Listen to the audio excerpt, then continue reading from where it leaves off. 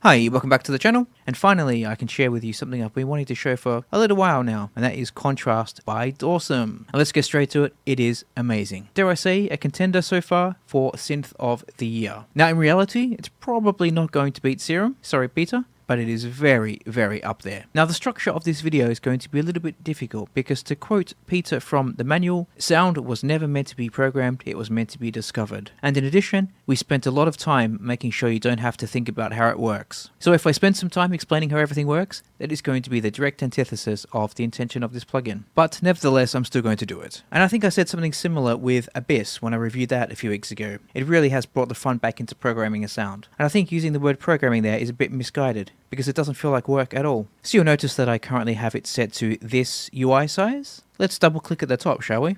And we get full screen mode. I don't know how many other synths have that. I certainly haven't seen any, but it is a hugely welcome feature. Now the first thing to mention is that this is a wavetable synth. The wavetable is presented in this window here. It is not displayed in a, let's say, conventional manner that you might be familiar with. Instead, it is displayed as a bird's eye view, with the light sections, the peaks, and then the dark sections, the valleys or the troughs of the peak. So let's just take this and this section here, basically 1/4 in. Let's assume this is a mountain. So here we're at the base of the mountain. We get a slight peak, then we're back down, then we go back up the mountain, we drop down again, and now all this section really is where we're at the peak of the mountain with a slight dip here. So quite different to what you're used to, but also once you understand it, it's actually very easy to understand and interpret. Now where this synth really shines for me personally is the scan line. So I'm going to hold down a key, and this yellow line is obviously where in the wavetable it is playing. No surprises there. And like a conventional wavetable synth, we can move that up or down to scan through the wavetable. However, this is only on the x-axis from left to right. However, with Contrast, we can move along the y-axis. So now we're going further down into the dip of the mountain like I called it before, or we can go up into the peak of the mountain like so. We can further take it across into this section here, and you'll notice that this timbre is obviously dramatically different to the one in the center and the one below. So even within that same X position, we have multiple different variations there. We can then change the size. So it's just reading a very small section, or we can go up quite wide. Let's return both of those back to 0, so we're at the default again, and now we'll move on to the circle slider. And this is where it gets super exciting. Let's turn this all the way up. So now, instead of modulating or scanning through in a straight line, we now have a circle. And you might think that's not really a circle, but it actually is. That's only because we're full screen mode. If we zoom back out, we can flatten that circle if we want. So now we have a horizontal line instead of the vertical one that we had earlier. Or we can go back to how we had it essentially and have a vertical line, or wherever we want in the middle, anywhere we want. And we're still just getting started. We can then rotate that circle.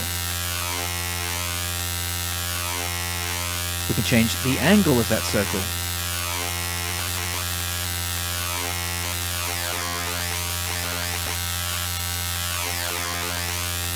We can add some brute, which adds a bit of jitter,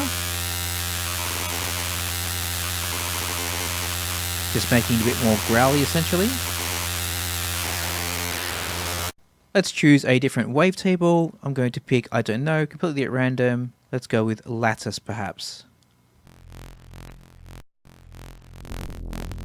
Move the position over there. And then we'll turn all this back to the default, because now we'll have a look at phase. We'll just move circle up to around the halfway point. And then if we adjust the amount on phase, we get these spirally type shapes.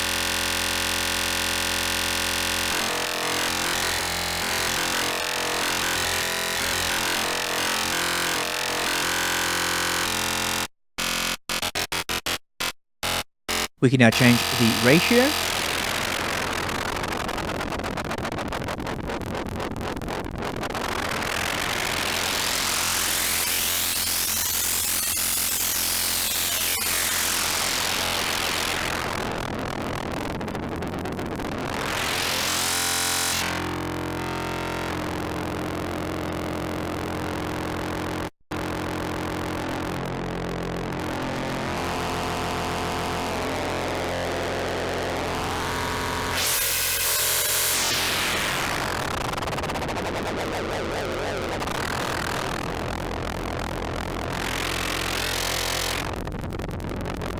So all manner of different shapes to be had there. And in fact, the manual mentions an entire zoo of vivid organic shapes. Next to that, we have a hard sync function.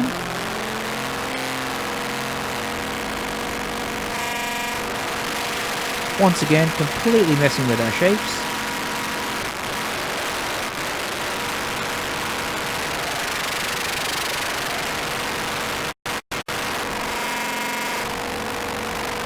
At this point you might be thinking, yes, this is just noise. You're absolutely right, because I'm just demonstrating these parameters. We'll get onto using this more creatively in a moment, but I just want to start with the basic patch, just so you can understand what all these functions do first. Beside that, we have standard pulse width modulation. And then we move on to rows. And between rows and petals, you might start to get an idea of what this is. We'll turn everything back down to 0. Well, the X position we can keep up there because we quite like that as a starting point. Let's turn circle up. And then we'll go over to rows. And you can see our petals start to take formation.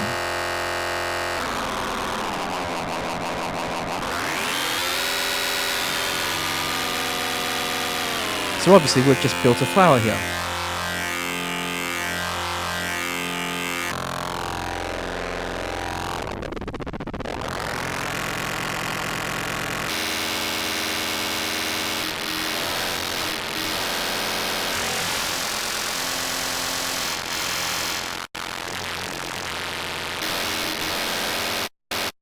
Really cool. Having this kind of modulation in a wavetable is just absolutely mind-blowing to me.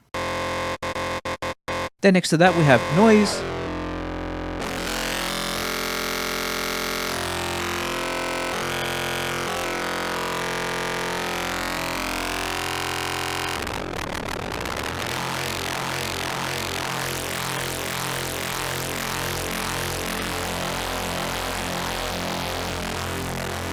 Quite honestly, it's fun just creating the shapes.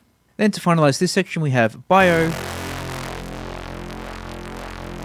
which just adds a bit of inconsistency just to give it a bit more of a kind of organic flavor. Crush reduces the number of points, just to grit it up a bit.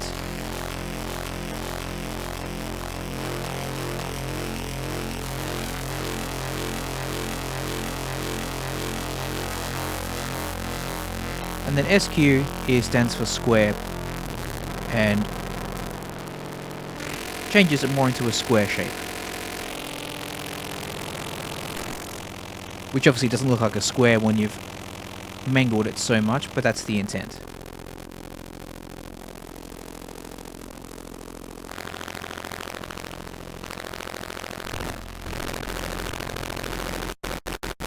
Moving up to the section above, we have these two little dials here. The one on the left is the blur knob. So essentially, if you have a sound that you consider too digital, we can turn this up to blur the wavetable to make it less digital, like I said. I tend to leave it at 0 as a default. And then we have contrast, which essentially adds overtones to the wavetable.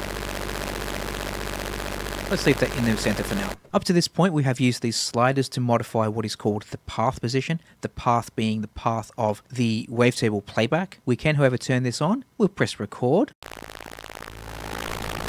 And we can move our little mouse around and we can move this little guy all around this field here. And then we'll play back a key.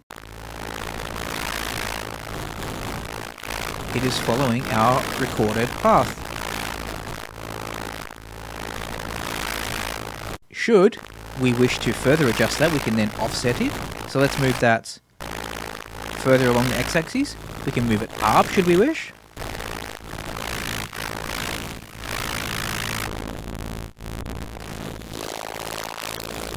And we can even adjust the size. So even after we've recorded, we're still not locked into what we recorded. We can then use these parameters to offset the movement. Up the top left, we have some more conventional parameters, so I won't go into detail on those. That's just transposition and panning, etc. We have two unison modes, Uni 2 and Uni 3. Let's initialize this, and then we'll choose a different wavetable, just to make it a bit more musical while I demonstrate some other functions.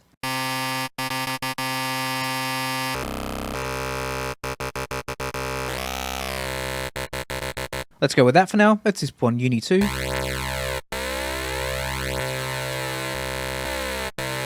Then below that we have this vibe parameter. And the vibe essentially changes the characteristics of the sound. So currently this is set to digital. We can add a depth to that. And you'll see the wavetable changes red. We can make it warm. Modern, or console emulation. Really cool. Below that we have scale, which you're probably familiar with this. This essentially quantizes whatever you play to a scale. Over to the right we have the second oscillator. The second oscillator isn't a wavetable, it is a conventional waveform, so you've got here usual suspects: saw, square, sine, triangle, and noise. We also have different unison modes here, so Uni 2, 3, 4, and 5, with variable levels of detune for each. Let's turn this all the way up so it's only playing oscillator 2.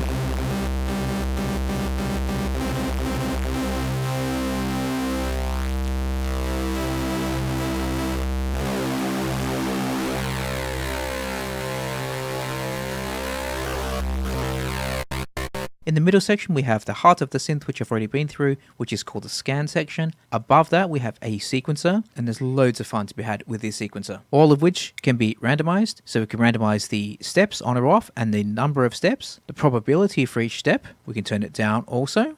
We can randomize the pitch, the velocity, and the gate length. Each one of these is independent as well, so currently we have 16 steps.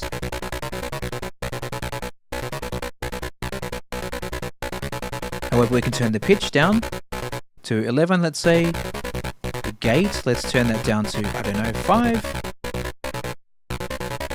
And the velocity, let's turn that down to 1 or 2. We'll turn this down. The combination of which is obviously infinite. Different play modes here obviously, so forward and back, or ping pong mode essentially, and then a random mode. Trigger can be the keyboard, legato from the DAW, or it can be just constantly held down. Then below that we have rate, and whether we want it synced to our DAW or independent. Currently this is synced. Then below that we have the filter section, which offers a load of options for experimentation and sonic manipulation, let's say. Let's turn the vibe off while I demonstrate this. We'll turn filter on. First up we have a drive.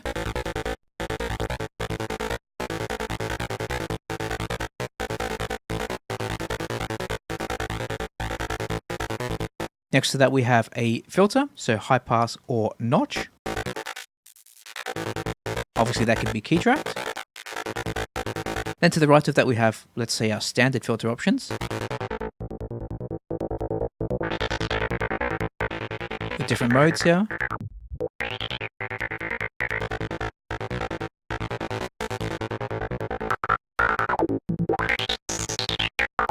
I quite like the ladder. We can link these. We can have serial or parallel. Here we'll choose a different wavetable. Let's go with Kling Klang for this one perhaps.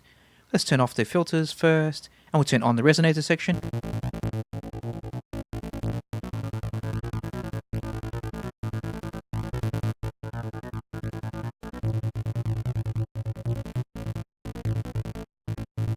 Let's go with, I don't know, crystal glass perhaps.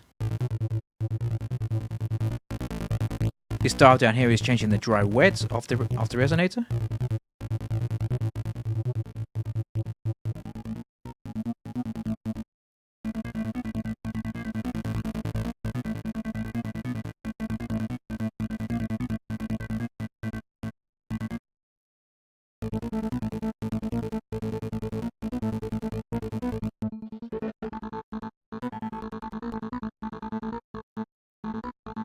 Next up, we have the enharmonic section.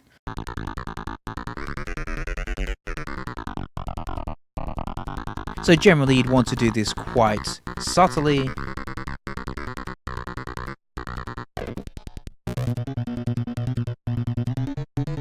There's a little bit of clicking there. That's only because I have the amp all the way up.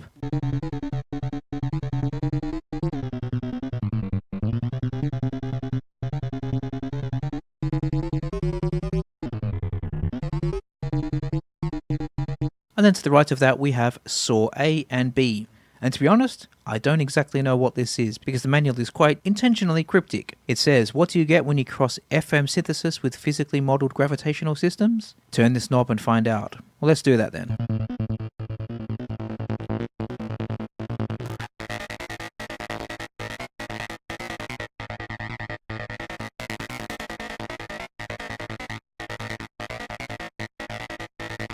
I don't know what it's doing, but I like it. And then right at the very end, we have another drive section. This is identical to the one at the start, except you can now compensate at the end should you wish.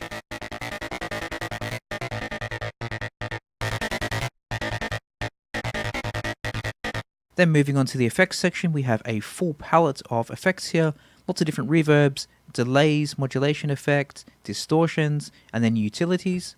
We can add these as we wish. Unfortunately, there is only 5 slots. I would like more, but that said, with the amount of timbres that you can get with these existing effects, plus the filter section, plus the wavetables, I still don't think you're going to be needing more effects. Let's cover off the rest of the interface quite quickly, and then we'll go on and listen to some presets. The bottom left, this green section, this is essentially your MIDI setup. In this yellow or orange section is your macros. Once again, this is something I'd like to see increased. There are only 3. 4 or 5 I think would be fantastic. I'm not going to get greedy and say a serum level of 8, but 4 or 5 would be nice. But that said, you can obviously apply them to more than one parameter, so again the flexibility is there. And the way to do that, if you're not familiar, let's choose a parameter. So here the wet for the distortion, and we'll turn the depth up on macro 2. So let's turn this down now, we'll turn the macro up, and we can see this now increase. Should we later want to know where this macro is assigned, or any parameter for that matter, right click, and it will give you a little indication there of where it is. So let's put it on another one. I'm going to go with this low section here.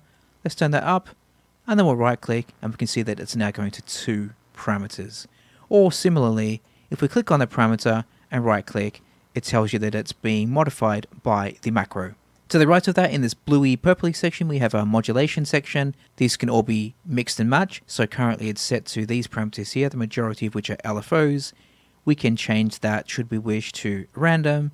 Keyboard, so this is key tracking essentially. Fun, which stands for function. In the interest of time, I'm not going to go through all of these. Some of them are quite self-explanatory. We have other ones like random, which then we can choose a different source, so notes on random for example. Over to the far right here, we have the master output, so we can change our polyphony. We can have it 12 voices or 24. We have a 1 knob OTT, or over the top compressor, followed by a standard compressor. We have a panic button, which if your patches get a bit too unruly, shall we say, click on the panic, it will reset everything. We have a limiter, and then obviously the master output. So let's hear some patches, shall we? Let's go through 4 that I created, and then we'll go through some of the default ones. So here is an acid-like ARP I created, a very digital acid-like ARP I should say.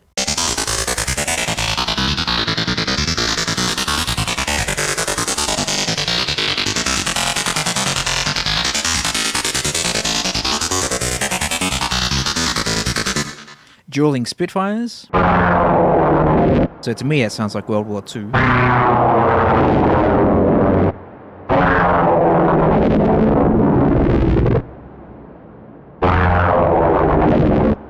Melting Television. I don't even know how I would come to that sound in something like Serum or any other synth for that matter.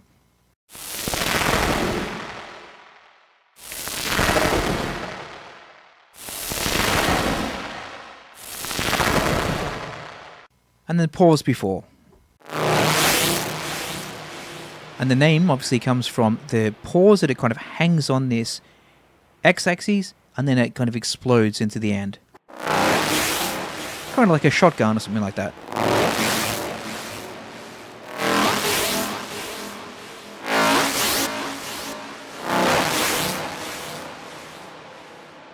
I think it goes without saying I had immense fun creating these sounds. Let's go listen to some from their factory patches. I haven't yet marked any as favorites, so you're going to be hearing them same time as me. Let's start with Bass and Bass Traveler.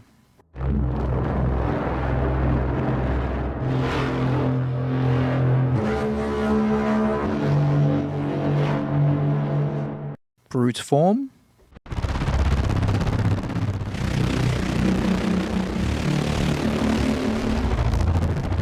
Completely Ruptured.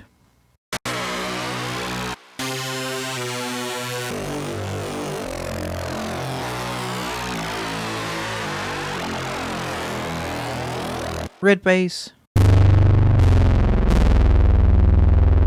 And Purple Bass. Let's go into some leads. Acid Rain Up.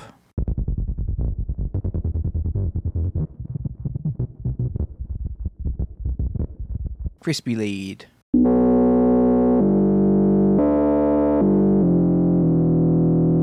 Trance Saw.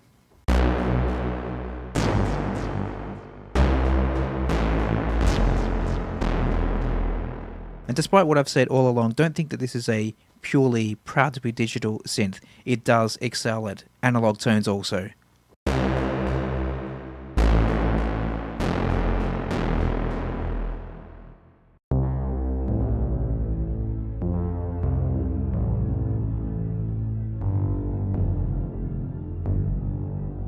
As demonstrated by those two patches there. So I've listened to some pads, beautiful illusions.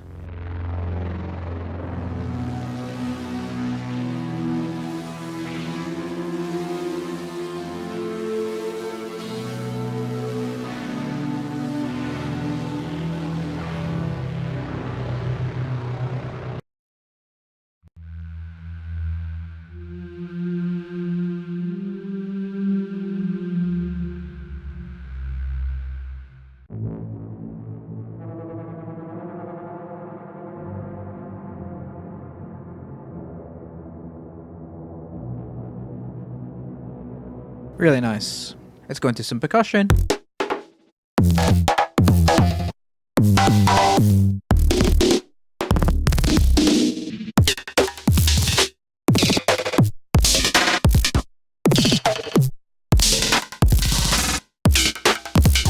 Super cool. Destruct.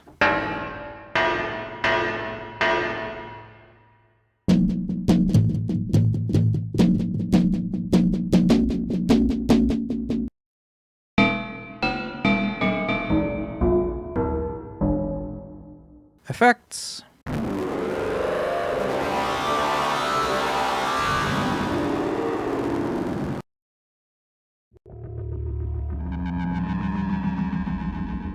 Dancers from Hell.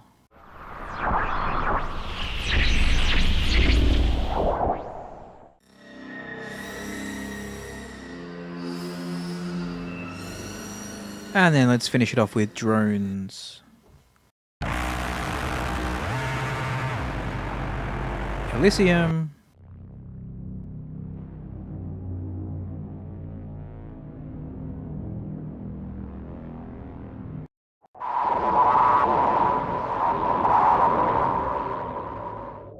So hopefully from that random section of sounds you get an idea of just how flexible this instrument is. It is one of those synths that really has pushed the boundaries of what to expect. So go check it out, download the demo. Dawesome has an incredibly flexible demo policy. At the time of recording, and I don't expect any reason for change, it is 90 days, which gives you plenty of time to play with this synth and get addicted to it, frankly. Let me know what you think of it, and I'll see you soon. Thanks for watching. Bye.